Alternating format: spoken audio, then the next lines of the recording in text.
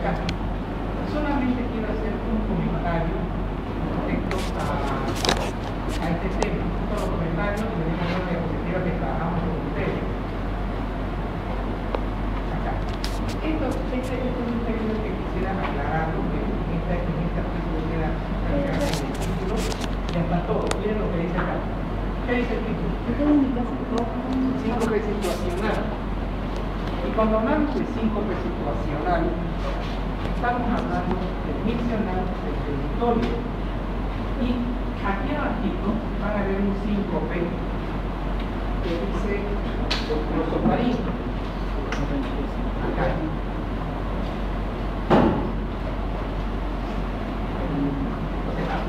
Acá. Síncope de territorio, defecatorio, miccional, síncope indígena.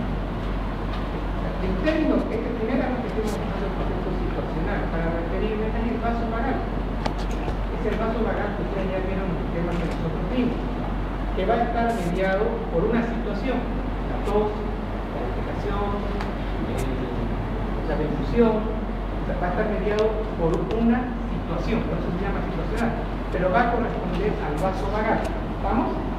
Eso, digamos así, como una aclaratoria. Aquí tenemos ahora esto de acá, de la hipotensión ortostática.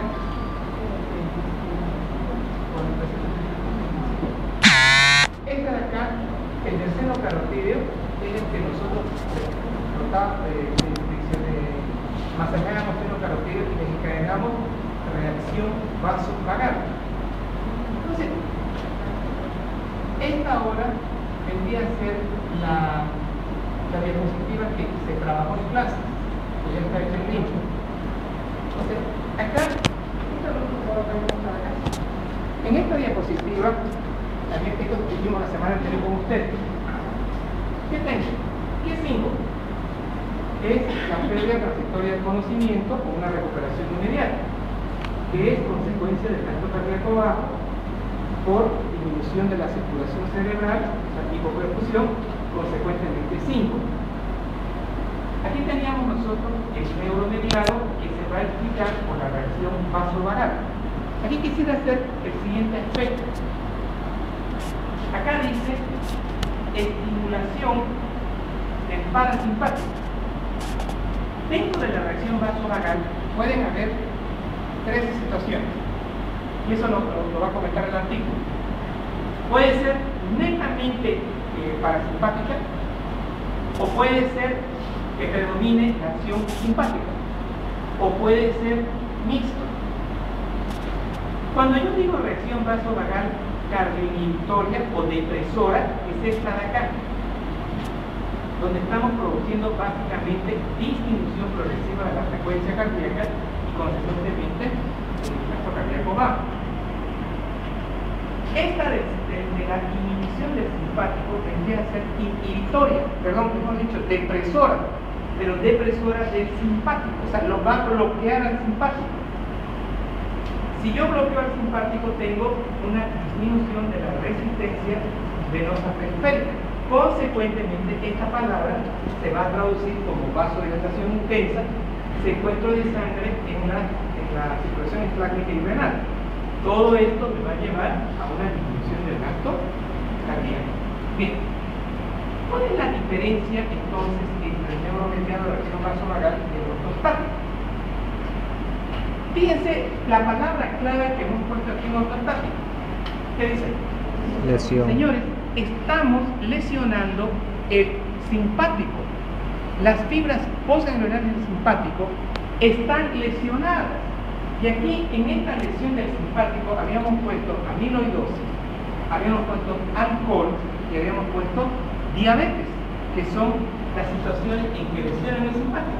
Entonces, no es, fíjense, el ortostático no interviene el parasimpático. ¿Lo ven? En el ortostático yo me pongo de pie súbitamente y mi simpático no se activa porque estoy con diurético, porque tengo una leve pérdida de sangre, etc. No se activa mi simpático. Entonces, cuando yo estoy hablando del ortostático, me estoy refiriendo netamente al simpático, a la inhibición del simpático, a una acción depresora del simpático y consecuentemente una intensa vasodilatación. Y acá, en las de origen cardiovascular, tenemos con daño estructural, que sería infección de aorta, retención pulmonar, o las taquicardias o las bradicardias, cuando nos estamos refiriendo a las arritmias. Señores, en hipertensión pulmonar es porque se tapa la arteria pulmonar y obviamente al obstruirse la arteria pulmonar tenemos gasto cardíaco bajo y consecuentemente síncope. La disección de aorta es porque hay un secuestro de 1 o 2 micros donde se está llevando a cabo el desprendimiento de las paredes de la aorta. Consecuentemente sí. Entonces, esta diapositiva también se las voy a pasar como es la actualización que hicimos la semana anterior, ¿ya? Y ahora les voy a pasar aquí el artículo, quiero que lean 5 PT del 2011 de la revista de medicina. Es eso para que ustedes lo bajen.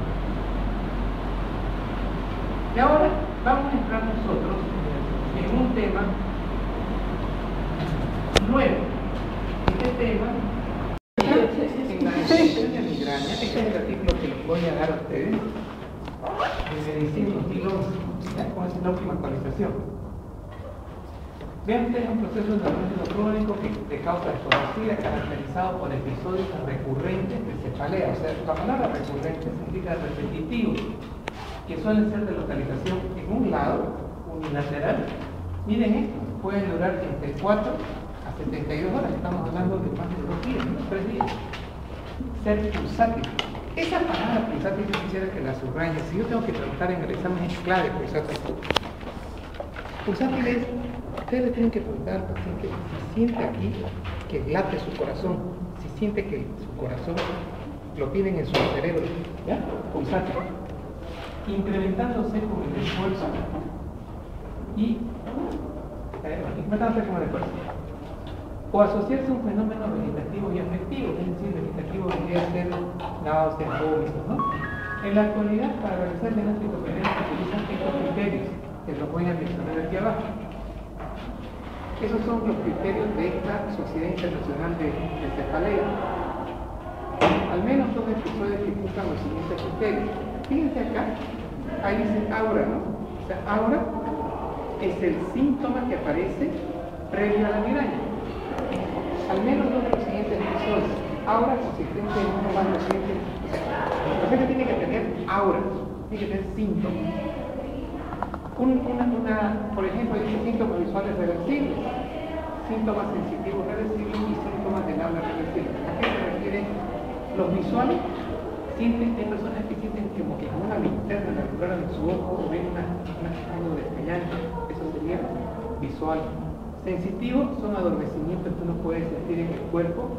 Y el habla, hay personas que hablan así como que tuvieran una embolia.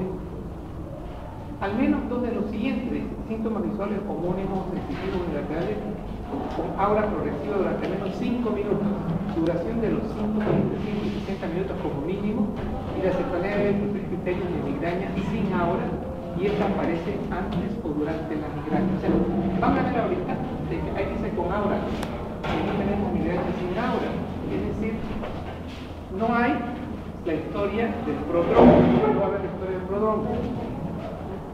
Al menos 5 episodios que cuentan con los siguientes criterios: un dolor de cabeza entre 4 y 72 horas, un dolor de cabeza al menos que tenga que sea la mitad de la cabeza, que sea el carácter pulsátil, intensidad moderada y aumento en la intensidad cognitiva. Esto es importante. Hay personas que empiezan a caminar y les duele la cabeza, entonces tiene que ver el ejercicio mucho en esta migraña de este paciente. Ahora, al menos uno de los siguientes criterios: que este paciente la luz le moleste, sonofobia en sonidos que le molesten, o que pueda ir con náuseas, vómitos o hambres. Entonces, cuando estos pacientes van cumpliendo estos criterios, podemos calificarlos como de migraña.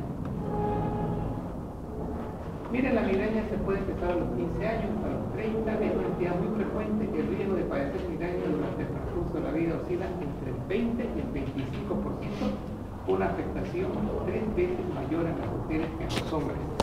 Esto para decir que tiene un carácter hormonal, que hay un carácter hormonal. ¿Existe un componente familiar? Sí. Si el papá tiene migraña, hay una probabilidad que los hijos tengan migraña, ya que el 70% de las personas que sufren de migraña tienen algún familiar de primer grado. Por ejemplo, y el riesgo de sufrir migraña se incrementa de 4 a 6 veces en familiares con migraña con aura. O sea, ese paciente que tiene la migraña con acufeno, ¿qué se llama esto? O que puede tener unos marcilitos en las manos, el que tenga un padre, una madre así, hay más posibilidades de que el niño sea migrañoso. A pesar de ello, miren esto, no se encontró una base genética común, o sea, no hay un cromosoma tal que diga, bueno, este va a ser el cromosoma, excepto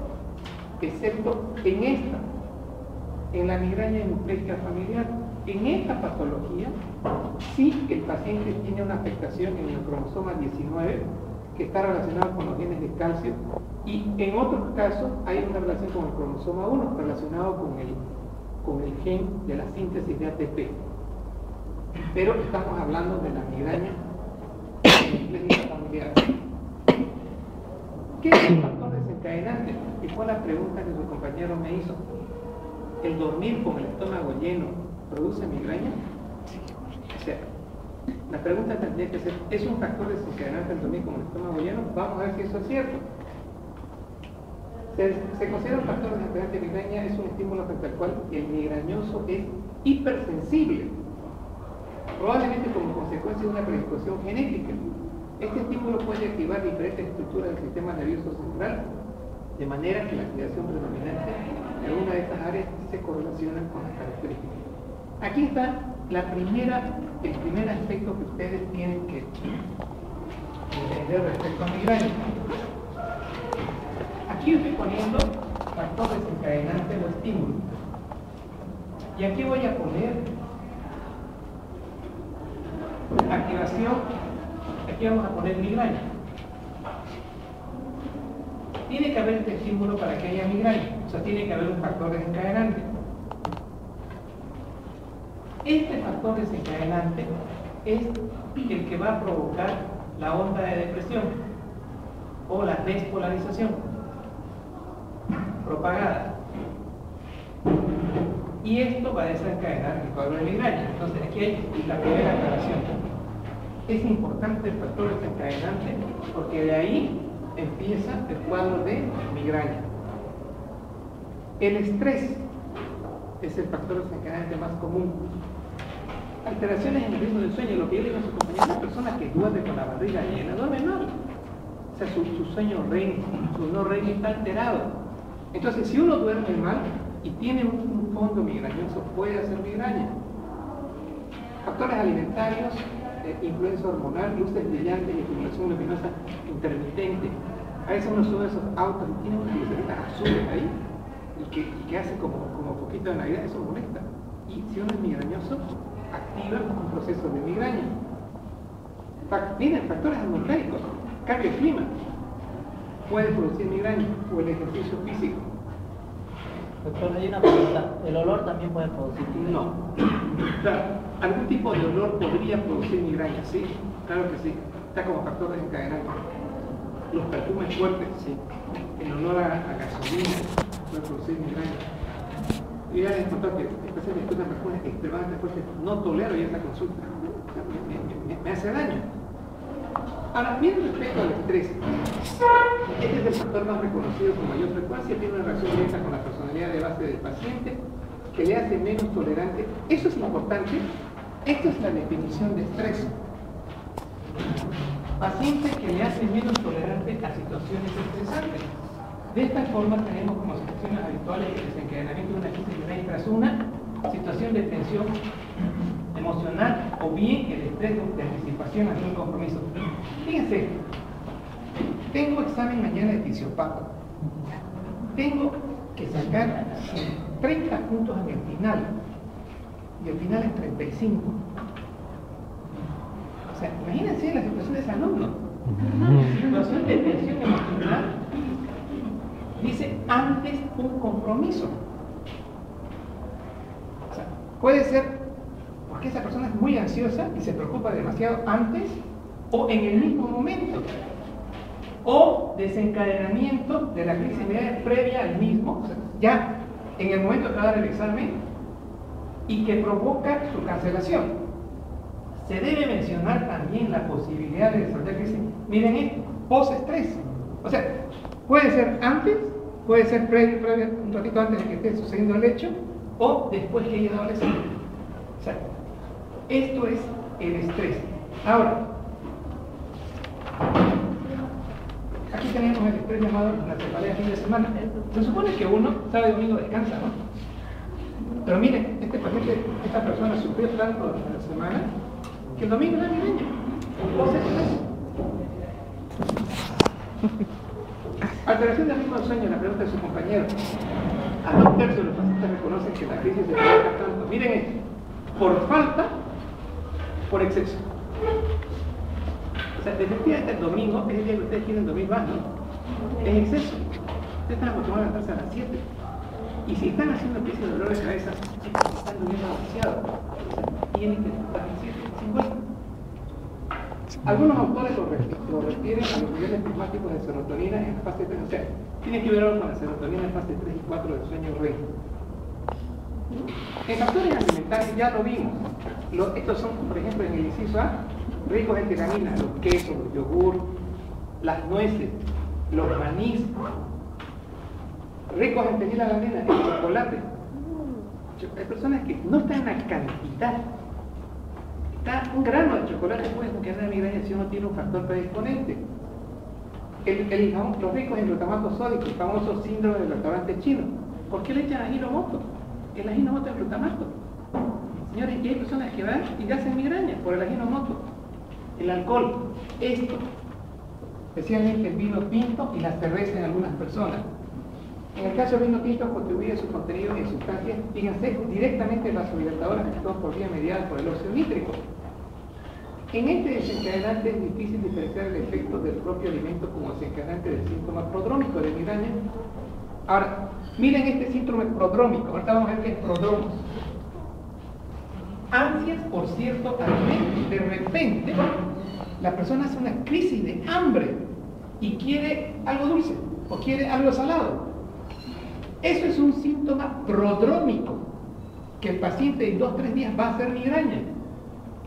La hipoglicemia también puede ser un síntoma. Por ayuno prolongado puede actuar como un factor desencadenante. Influencia hormonal. Esto es bien discutido, el asunto de la influencia hormonal, porque hay personas, mujeres, que un día empieza la menstruación y empieza la cefalea, la migraña. Se embarazan, están durante el embarazo, desaparece la migraña. Entonces, de ahí viene el concepto de influencia hormonal. No es, digamos, del todo esto muy así concluyente. Se supone que los estrógenos producen migraña. Entonces, ¿por qué una persona que toma anticonceptivos no hace migraña? Como hay personas que toman anticonceptivos que sí hacen migraña. Entonces, aquí lo que hay que saber es que si una persona a ustedes les comenta, me da migraña cuando estoy con mi periodo, eso sí tiene mucha relación y hay que enseñarle a tomar su antiinflamatorio previo. Otro, las luces brillantes de estimulación luminosa intermitente. Los factores atmosféricos sufren ataques en los días que preceden a las variaciones atmosféricas y el ejercicio físico también por la vasodilatación. Y aquí está el resumen del concepto de las mismas fisiopatologías de la migraña. Entonces, lo primero que yo necesito es un factor desencadenante, o sea, necesito un estímulo para que produzca migraña. Esta diapositiva yo ya les mostré.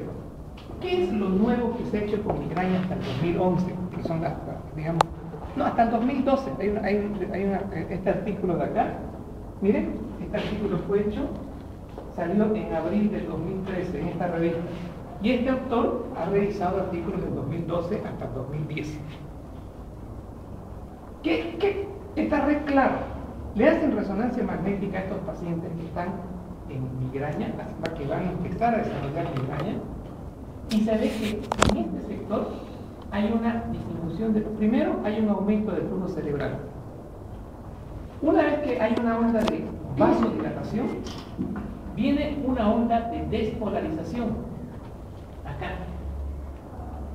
Pero es una despolarización como que el paciente hubiera hecho una embolia. Entonces empieza a haber una despolarización desde la región occipital a la región temporal y hacia parte de la región frontal. Esta despolarización es la que se le va a llamar la depresión cortical propagada en castellano. Entonces, el estímulo lo que hace es producir una depresión cortical propagada. O sea, si no hay estímulo no va a haber eso. Entonces, ¿y qué significa este concepto? Aumento del flujo acá, significa la despolarización y significa ausencia de despolarización, y al final el paciente va a tener hipoflujo. Aquí el flujo cerebral empieza a disminuir notablemente. Entonces tenemos depresión cortical propagada, se refiere a un proceso breve de excitación, que es la despolarización, seguido por inhibición de varios minutos que ocurren en la corteza cerebral, y aquí habíamos dicho que estos recobros de 2 a 6 por minuto. Este investigador, veamos, lo mencionan en todos los estudios. Es el que hizo experimentaciones en conejos y demostró de que hay bajo flujo y hay una despolarización más lenta acá, en estas zonas que van avanzando. A eso se refiere.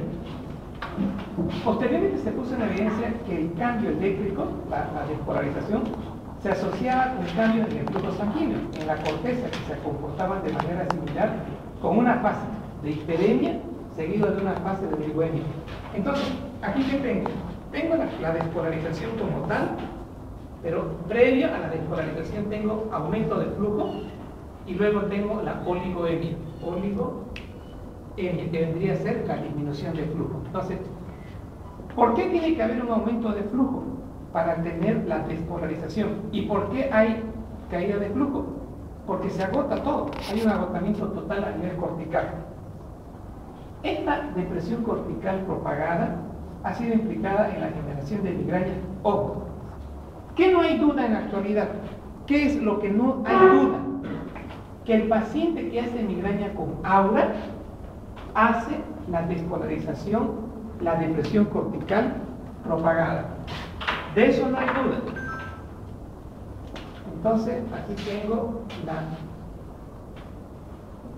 depresión cortical propagada. Pacientes que tienen migraña con aura, tengan 100% la seguridad que va a ser así.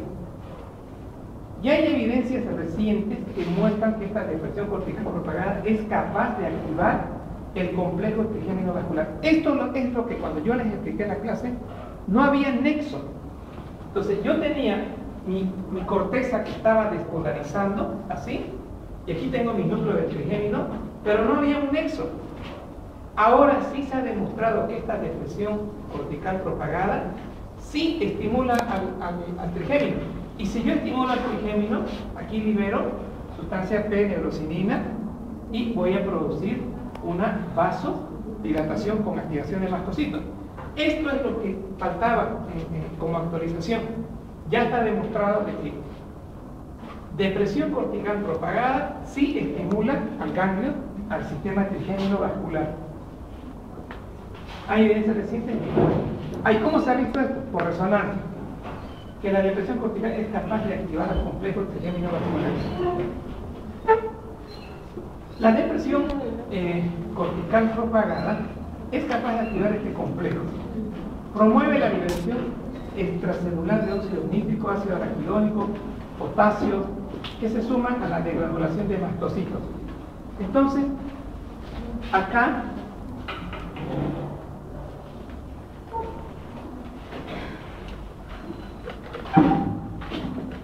se lo voy a mostrar después.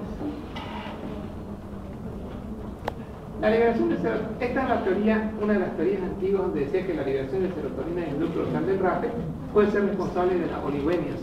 ¿Cómo explico el bajo flujo sin que haya espasmo? Liberación de serotonina por este núcleo dorsal del rape. Doctor, disculpe, ¿puedo apagarla? No sé. Sí, apágala, por favor, y enciéndala a la... Ahora, esta diapositiva realmente es fantástica, esta diapositiva, para entender el concepto de depresión cortical propagada. O sea, ¿qué es lo que han hecho?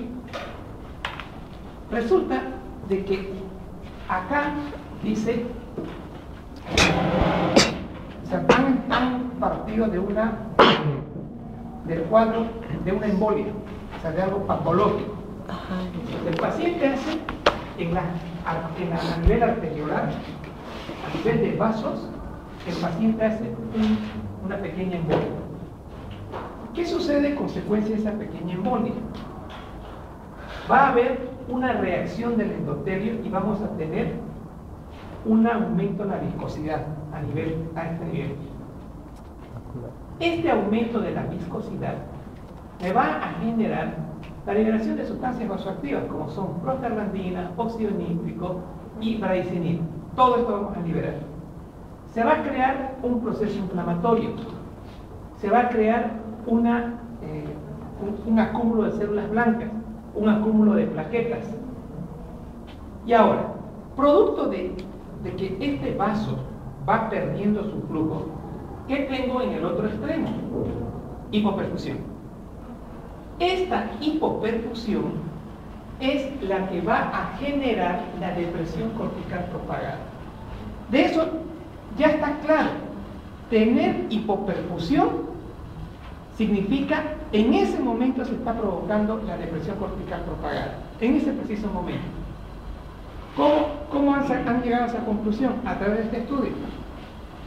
Que han analizado a los pacientes con embolia, con hemorragia subaracnoidea, y todos los pacientes hacen migraña. Y han visto que estos pacientes tienen un bajo flujo como consecuencia de la obstrucción e inmediatamente empiezan a hacer el cuadro migrañoso.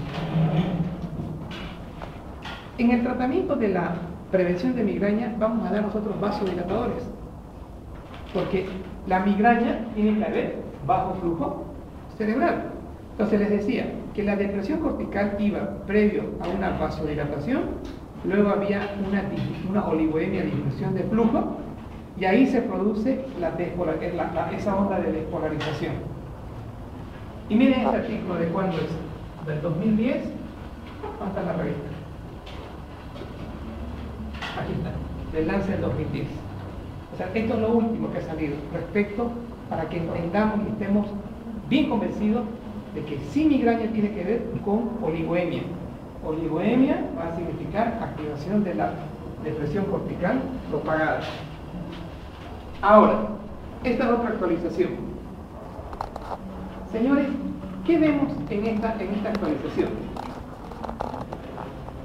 Esta es la palabra en inglés originalmente para referirse a la depresión cortical, esa traducción, depresión. O sea, no encaja el concepto de depresión con despolarización. O sea, es una despolarización en la corteza, pero no de la intensidad de un paciente que tenga epilepsia. Entonces, es una onda de despolarización cortical que va a avanzar de la región occipital a la región frontal. Por eso se llama propagada. Bien, acabamos de ver nosotros que el gatillo vascular, es decir, el hipoflujo por enfermedad, ejemplo, en vasoespasmo, en la hemorragia subaracnoidea o microinfartos, un paciente que hace hemorragia subaracnoidea, los vasos se contraen, o los pacientes con microinfartos. Estos pacientes, por la foto anterior, activan la onda de despolarización por la depresión cortical propagada. Y miren, yo tengo esto activado y automáticamente se activa el trigémino vascular y automáticamente hago un cuadro de migraña. Hay personas que tienen un factor genético, estamos hablando de la migraña familiar, hemipléjica. ¿Sí? Hay un factor genético que puede hacer que más fácilmente se genere esta onda de depresión. O tenemos factores moduladores como son las hormonas, las drogas y los alimentos. ¿Qué es lo real? Que se va a activar el trigémino. Se activa el trigémino. Acá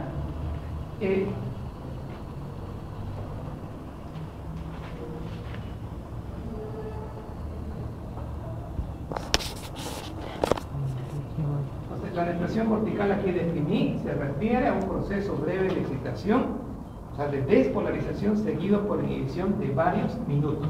Pero esta es la palabra que nos no nos deja comprender el término. Depresión es despolarización que nace en la región occipital y sigue toda la corteza hacia adelante y que va a durar hasta 45 minutos y que luego eso va a dejar de existir. Ahora, ¿qué han hecho experimentalmente para estar seguros de este concepto? Señores, en la enfermedad nosotros tenemos así: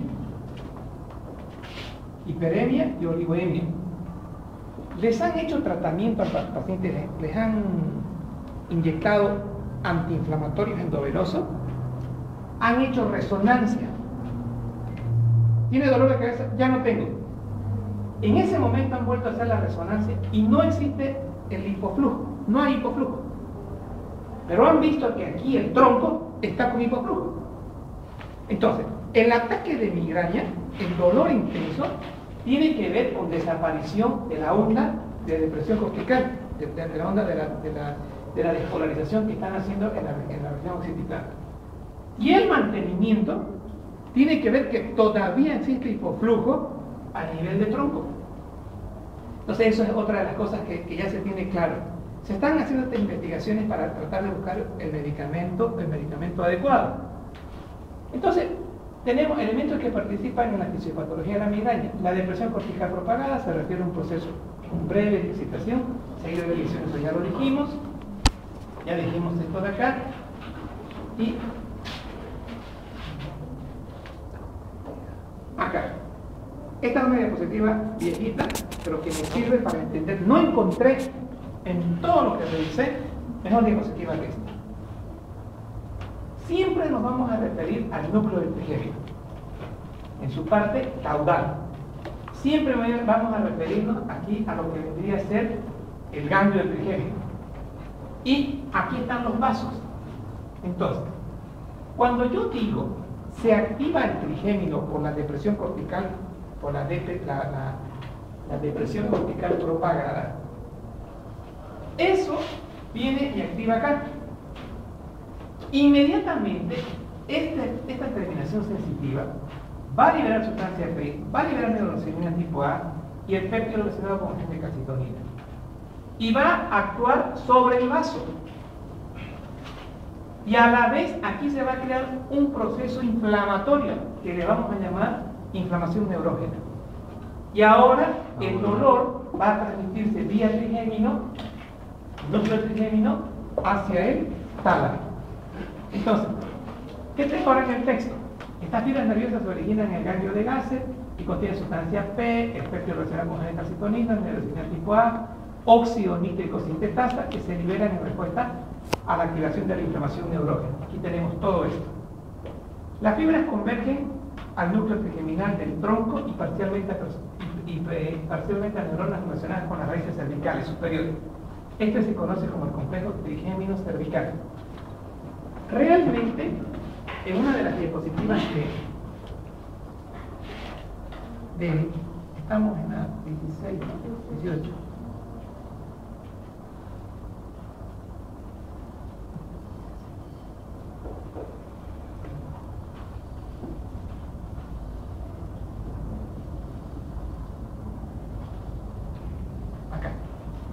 Aquí está este concepto. ¿Por qué duele la cabeza en la región occipital? Porque resulta de que, vean ustedes, del ganglio trigémino va una fibra ¿hacia dónde? A la raíz dorsal C1 y C2. Y de acá tenemos una vía que va a ir hacia el núcleo del trigémino. Entonces, el paciente que está migrañoso mueve la cabeza y le duele la región occipital, porque el trigémino tiene una terminación a nivel de la raíz dorsal y tiene otra vía que va directamente acá hacia el núcleo del trigémino y de aquí vamos a tener hacia el tálamo. Pero vean, una vez que se inflama el trigémino, están actuando sobre los vasos arteriales, venosos, sobre la dura madre. Entonces, a eso se refiere el concepto que estábamos viendo acá en la 18. Acá, donde dice cómo está compuesto el complejo trigeminal. Las fibras convergen al núcleo trigeminal del tronco y parcialmente neuronas relacionadas con las raíces cervicales superiores. Miren, una foto me resumió todo. Van al tronco y hacia la médula. Esto se conoce como el complejo trigémino cervical. Esta convergencia anatómica es responsable del dolor referido en la región cervical y superior en los migrañosos. Aquí tenemos la activación del ganglio trigémino con la liberación de lo que acabamos de mencionar, y hay que agregar acá óxido nítrico, acá. ¿Cuál es la importancia de la sensibilización periférica y de la sensibilización central? Señores, dos conceptos nuevos que quiero que se lleven hoy.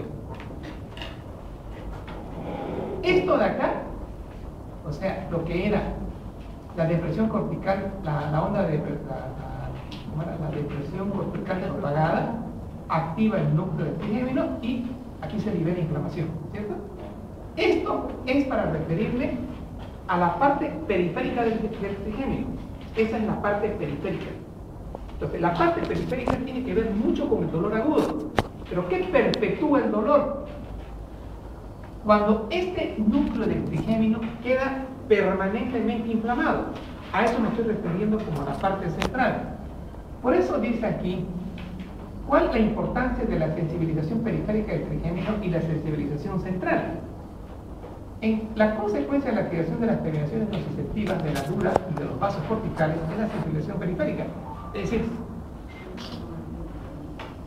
esto es responsable del dolor pulsátil agravado por el aumento en las crisis de migraña. Es decir, se liberan estas sustancias y hay una nueva inflamación a este nivel, nueva despolarización. Eso es el dolor agudo y el dolor pulsátil que acabamos de ver. La recurrencia, o sea, el paciente migrañoso no hace tratamiento. No, me la voy a matar, yo soy macho, yo soy hombre. O sea, yo me aguanto. Señores, ¿qué dice acá? La recurrencia, o sea, que el paciente migrañoso no haga tratamiento y tenga un ataque, tenga otro ataque, tenga otro ataque. Fenómeno, primero había una sensibilización periférica, ¿no? De ida y vuelta. ¿Qué promueve? Sensibilización central. Neuronas de segundo orden y los posibles que los ataques repetidos de la gente migrañosa a través de los años tengan un efecto adverso acumulativo. O sea, el hecho de ser migrañoso me va a despolarizar permanentemente mi integración sensitiva del trigémino. Pero esto va a también a despolarizar permanentemente, va a estimular permanentemente a mi núcleo. Consecuentemente se me va a perpetuar el dolor.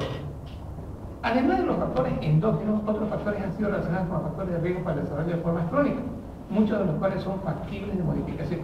Estamos hablando del factor, digamos, el factor endógeno para referirme al factor genético, acá. Dice, esto de acá, el asunto de las migrañas se ha relacionado con hipertensión, se ha relacionado con obesidad. Entonces, esos factores podrían ser modificados. Señores, acá tengo la diapositiva A, implicados en la migraña, el núcleo supraóptico del hipotálamo, también va a estar implicado en la migraña. Y vamos a tener aquí en B, lo que está relacionado, el locus coeruleus. O sea, si ustedes ven, estamos hablando de tronco. O sea, van a ser dos núcleos que se encuentran en tronco. Tanto el supraóptico como el locus coeruleus. Ahora, este locus coeruleus, cuando se activa, está implicado en la activación trigémino vascular. Es decir, tengo la onda de propagación cortical que está relacionada con la activación trigémino vascular, pero todo lo que puede activar el locus coeruleus también va a activar esta onda. Activación del sistema trigémino responsable de la crisis migrañosa. Finalmente, la activación de los núcleos del tronco cerebral, especialmente el locus coeruleus, y los núcleos de RAFE desencadenarían la activación del sistema trigémino vascular, fundamentalmente por vasos meningios y por fibras sensitivas. Acá lo tengo. Si yo activo este núcleo, también vamos a activar el trigémino y vamos a tener migraña. Razones que terminan en las mestonas. Esto es un recordatorio del sistema trigémino vascular. Aquí Aquí está el trigémino, la extracción que termina en las venas, en los vasos, ¿no? Fisiopatología de la migraña con aura. Y acá vamos a repetir un poquito el concepto. El paciente tiene aura migrañosa. Entonces, ¿qué les dije en aura migrañosa? Que el paciente va a tener esta difusión. Vamos a tener una onda de difusión o de propagación cortical. En castellano, en la que acabamos de ver allá. Entonces, esta onda, vuelvo a repetir, de depresión cortical, dicho de otra manera, esta onda de despolarización va a activar al trigémino vascular. Y del trigémino vascular tengo el núcleo, y del núcleo el tálamo, y del tálamo hacia la corteza, y el paciente va a tener dolor. Entonces, esta onda, los pacientes que tienen esta onda son pacientes que hacen aura. Automáticamente ya sabemos que se activa el trigémino vascular. Este concepto no estaba claro hasta el momento en que yo les expliqué hace un tiempo atrás. Ahora ya está claro. Hoy día ya ustedes están actualizados. Esta onda produce activación de la CSD o de la depresión cortical propagada. Ahora, y este trigémino, ven ustedes, queda en un proceso inflamatorio. ¿Y qué dice aquí ahora? ¿Qué hace la inflamación persistente? ¿Qué produce? Sensibilización central. Sensibilización central, y ahí se perpetúa el dolor. Entonces, pregunto a ustedes, a su paciente con migraña, ¿de qué lo tienen que convencer? No abandone el tratamiento. Bien, ¿por qué? Sensibilización central. Sí, porque se va a quedar con una sensibilización central. Sí, señores. Y después van a decir, no me cura, que no sé qué. Hay esto. Entonces, realmente valió la pena haber hecho esta actualización. Porque con esto queda claro. Entonces, esto, miren, está clarito en esta diapositiva. Esto es hecho por este autor de acá. No, esto está en Lancet. Esto está en Lancet. Ahora, tanto el aura como la posterior activación del sistema, ya lo vuelve a aclarar, ¿no? Aura, activación de la formación de la onda de depresión, el trigémino vascular, se explican por un fenómeno de la despolarización neural glial similar a la depresión cortical propagada por Lear, que fue el primero que mencionó esto. Como consecuencia de la mayor susceptibilidad para desarrollar un estado de hiperexcitabilidad cortical, ahora ya queda claro, ¿no? Estado de hiperexcitabilidad, es decir, mucha despolarización, se produce un aumento momentáneo del flujo sanguíneo, ya les dije, regional, para responder a las demandas metabólicas. Esto se sigue de una despolarización, quizás como consecuencia del agotamiento del tejido para mantener esta actividad aumentada, que implica a las neuronas. Entonces, primero hay el factor desencadenante, que es el alimento, digamos, vasodilatación, la onda de depresión cortical propagada, luego hay disminución de flujo, oligoemia. Entonces, eso es lo que está aquí resumiendo. Y aquí les he traído algo que decía el texto de la anterior lectura que hicimos. Esto lo saqué de Medicine. Esto lo van a tener en directo. Ya saben de lo del estímulo. Este estímulo provoca una actividad cortical anormal, de hiperexcitabilidad. Señores, ¿y qué es lo que está pasando en esa neurona, en ese líquido extracelular neuronal? ¿Qué está viendo? Disminución del magnesio, aumento del calcio.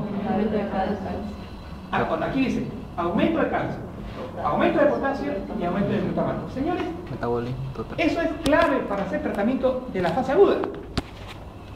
En los protocolos que ustedes van a ver tratamiento de fase aguda, si aquí yo tengo una disminución de magnesio, o sea, cuando no funcionan con los antiinflamatorios, le vamos a dar al paciente sulfato de magnesio, porque fisiopatológicamente, ¿qué está pasando a nivel neuronal?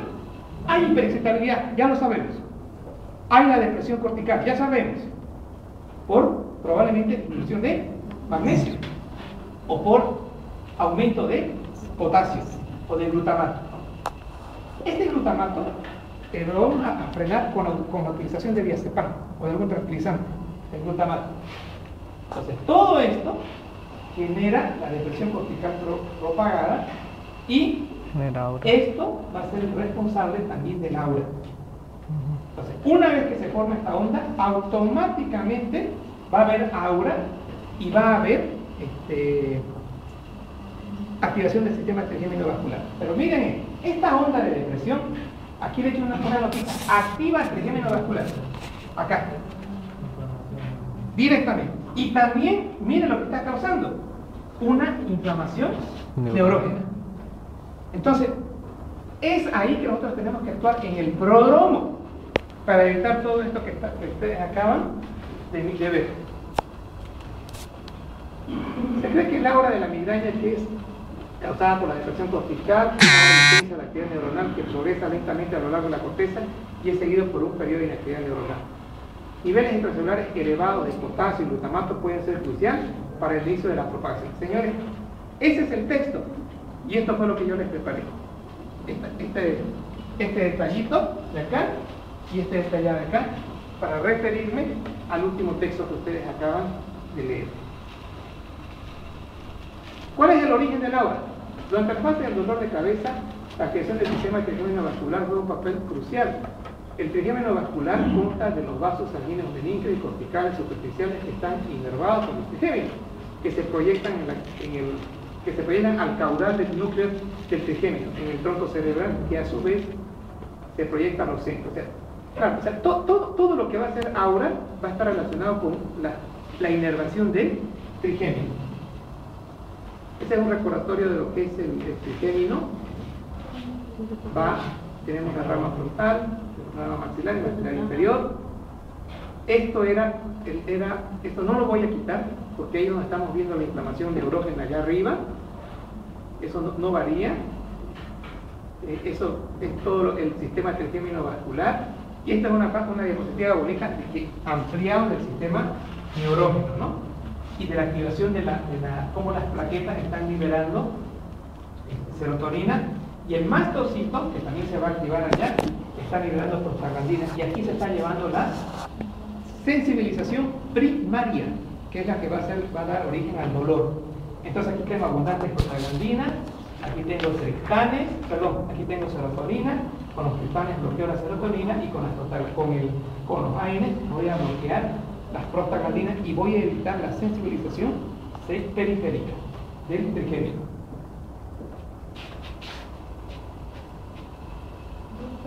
Sí. ¿Puede producir fiebre una migraña? No. Pero un dolor de cabeza puede producir migraña. ¿Escalofrío? No. Nada. Solamente fotosensibilidad. Sí, fotosensibilidad, no la fiebre. Porque la palabra fiebre tiene que ver con interleucina 1, ¿no? Tiene que ver con otros elementos. Puede haber náuseas, ¿no? Puede haber vómitos porque se estimula el núcleo cuerpo solitario.